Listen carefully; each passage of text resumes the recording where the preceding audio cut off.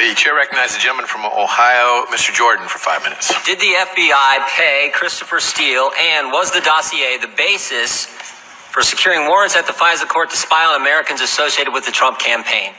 Really, when you sum it all up, it boils down to those fundamental questions. Did you pay the guy who wrote it? And did you use what he wrote, disproven, discredited dossier paid for by the Clinton campaign? Did you use it to go get warrants to spy on Americans? That's what it comes down to. And you're the guy who can answer those questions. And yesterday I was convinced that the answer to those questions was probably yes. But today I'm even more convinced the answer is yes, based on the text messages we got to read early this morning. Mr. Rosenstein, you know Peter Strzok? You familiar with that name? Yes, I'm familiar with the name. And, former deputy head of counterintelligence at the FBI? Peter Strzok, that one?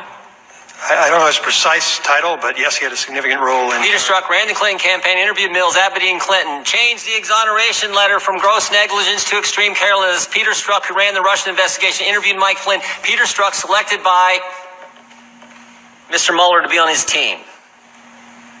That Peter Strzok, we learned, had all these text messages. We got to read some of them early this morning. Now, as my colleagues have pointed out, some of them are, they're show he didn't like Trump. He and Miss Page are exchanging text messages back and forth, show they don't like the president. But that's nothing new. Everyone on Mueller's team, no one on Mueller's team likes Trump. We already knew that. But I want to focus on one in particular. One in particular.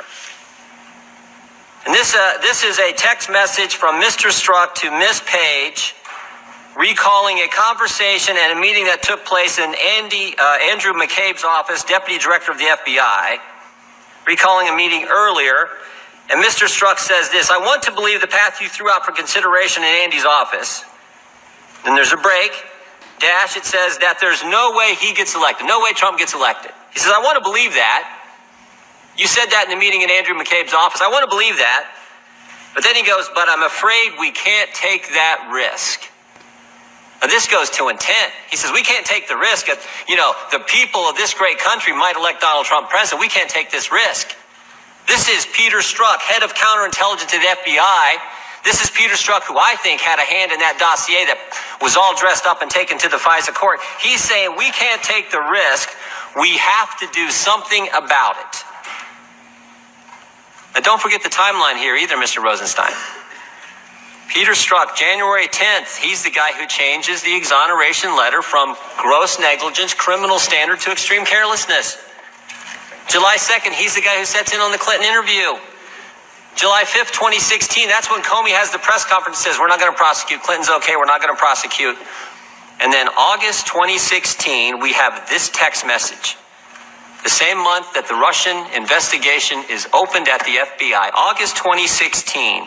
And my guess is that's the same month that the application was taken to the FISA court to get the warrants to spy on Americans.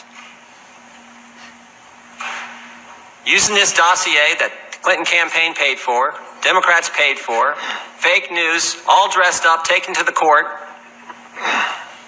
So I got really just a couple basic questions. Because it seems to me if the answer to any of those two questions, if the answer is yes, if you guys paid Christopher Steele at the same time the Democrats in the Clinton campaign were paying, or if you took the dossier, dressed it all up, took it to the FISA court, and used that as the basis to get warrants, and now we have intent in this text message saying that there's another text message. My colleague referenced it earlier, where Mr. Strzok says, I can protect our country at many levels. Says it with all the humility he could muster.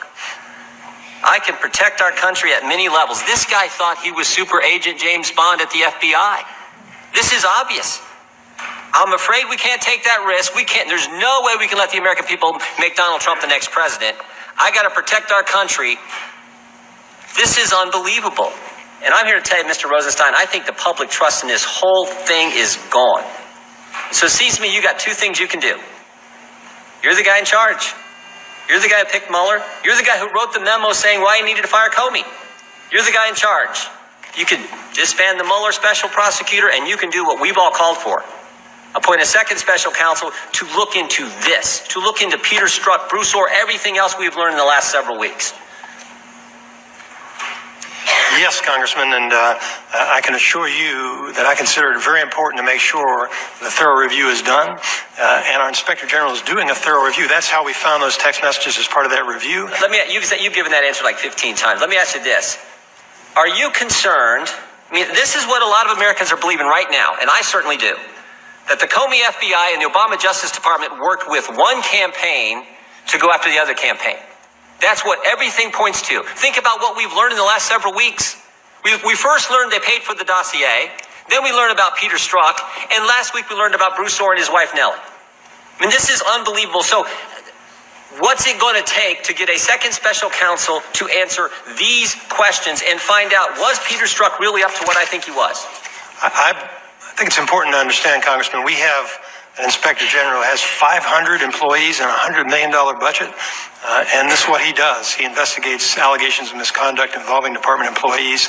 That review that he is conducting is what turned up those text messages. It will also involve interviews of those persons and of other witnesses. So we're looking forward to his report, and we've met with Mr. Horowitz, and we're anxiously awaiting that report. But that doesn't dismiss the fact that the country thinks we need a second special counsel. 20 members of this committee, the Judiciary Committee with primary jurisdiction over the Justice Department, thinks we need a second special counsel. All kinds of senators think we need a special counsel. What fact pattern do you have to have? What kind of text message do you have to see before you say it's time for a second special counsel? I want to assure you, Congressman, as I think the Attorney General explained, we take very seriously the concerns of 20 members of this committee or one member of this committee, but we have a responsibility to make an independent determination, and we will. Thank the chair.